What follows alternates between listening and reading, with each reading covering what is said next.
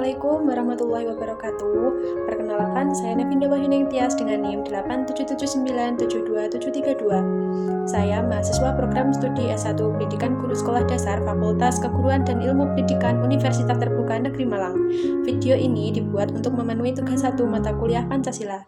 Tema kali ini membahas pelajaran dari sejarah Pancasila bagi generasi muda yang berfokus pada proses lahirnya Pancasila melalui sidang BPUPK, Piagam Jakarta, dan PPKI. Pada video kali ini, saya akan membahas tentang bagaimana Pancasila lahir sebagai dasar negara Indonesia, nilai-nilai penting yang terkandung di dalamnya, serta bagaimana nilai-nilai tersebut bisa kita terapkan sebagai generasi muda masa kini.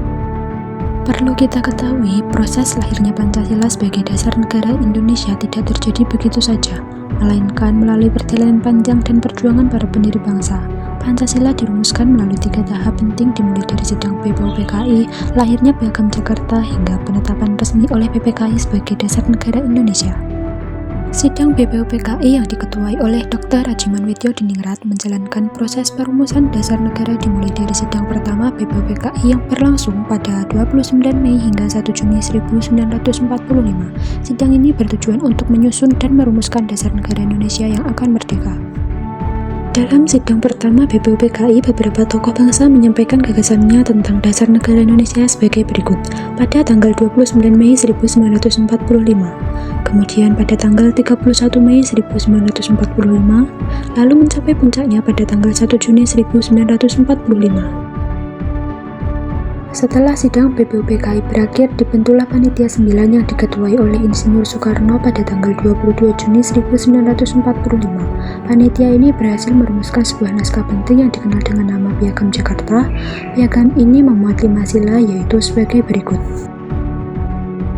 Setelah BPUPKI menyelesaikan tugasnya, dibentuklah PPKI pada 7 Agustus 1945 dipimpin oleh Insinyur Soekarno dan Dr. Andes Muhammad Hatta.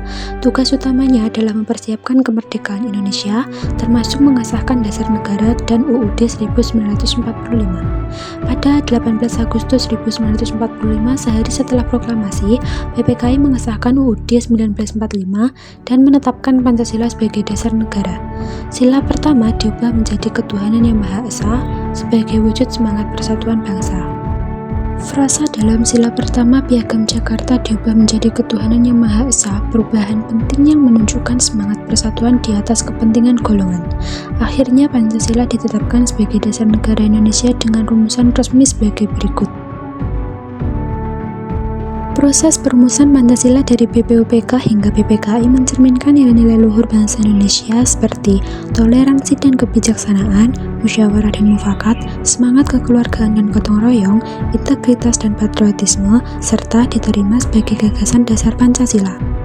Dari beberapa penjelasan sebelumnya dapat kita lihat relevansinya bagi generasi muda, yaitu sebagai berikut.